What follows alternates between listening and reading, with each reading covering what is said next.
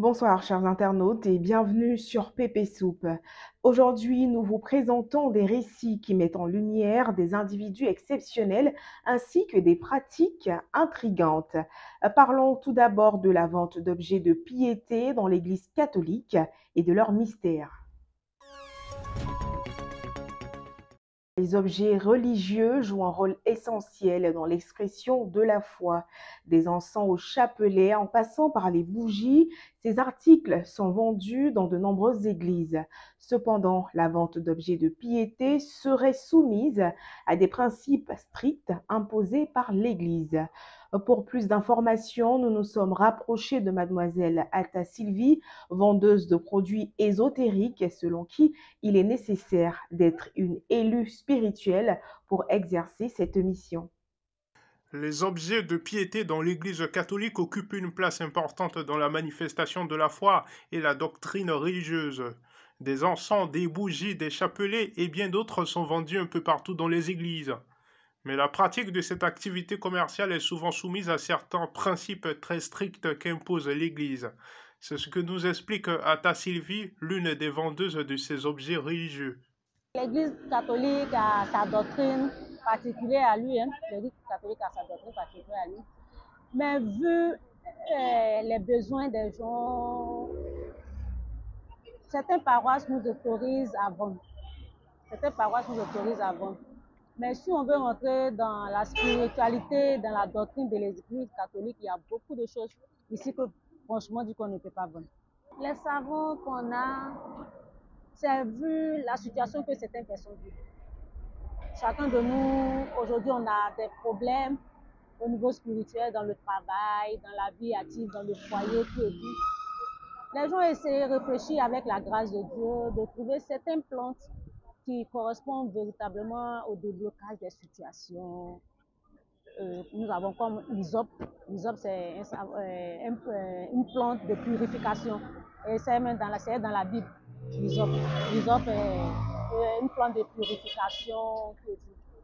On a aussi, comment on appelle, rose de Jéricho. La rose de Jéricho aussi est une plante vraiment de protection et de chance.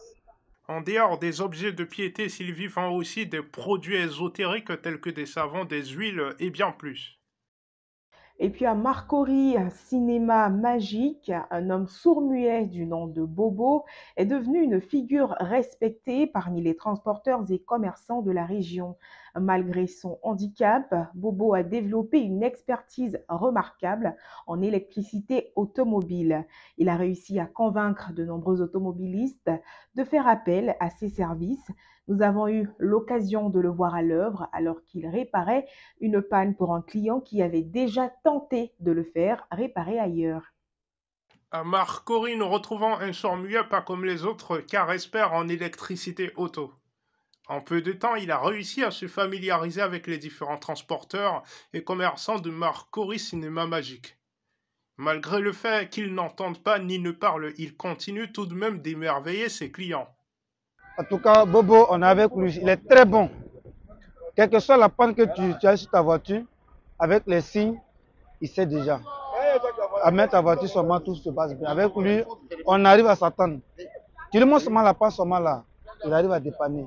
Avec lui, s'il finit de faire son travail, c'est un autre humain, c'est un peu de famille, pour faire un geste. Ça marche. Bobo, il a nous ici, il travaille bien. Il ne parle pas, mais il travaille nous. Et bon, il est très intelligent. Et son travail, il connaît, sincèrement, il connaît son travail. Sincèrement. Quand il travaille pour vous, il faut lui donner quelque chose. Si tu lui donnes pas quelque chose, il n'a pas besoin de beaucoup. Un peu seulement, tu lui donnes. Il est d'accord avec toi. Mais si tu lui donnes pas quelque chose, il n'est pas content de toi. Malgré son handicap, ce jeune monsieur continue de surprendre. Il est pour les uns et les autres une grande source de motivation. Samsam Bois Jocelyn gagne sa vie en vendant des pastilles de gingembre et bonbons dits diététiques. Depuis 3 ans, il parcourt plusieurs kilomètres à pied allant d'Adjaoui à Port-Bouët pour vendre ses produits. Malgré les défis auxquels il est confronté quotidiennement, Jocelyn fait preuve de courage admirable pour subvenir à ses besoins urgents. Un reportage. Bon, j'habite à Djaoui, je traverse la Pinasse à partir de 5 heures parce que l'embouteillage me fatigue un peu. Il faut venir prendre les produits jusqu'à Treichville, au rond-point Carrefour Solibra, et puis il faut repartir encore jusqu'à la gare de Bassam dans un magasin chinois. Il faut commencer le boulot au moins à partir de 8 h, 9 h. Bon, il y a le transport aussi compris, hein. Mon local me coûte simplement 10 000. Tranquille. À la fin du mois, 10 000.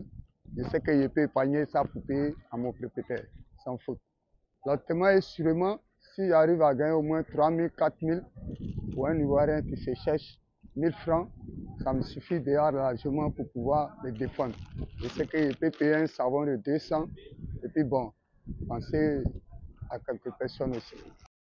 Voilà que se concluent ces récits qui mettent en lumière des individus exceptionnels ainsi que des pratiques intrigantes.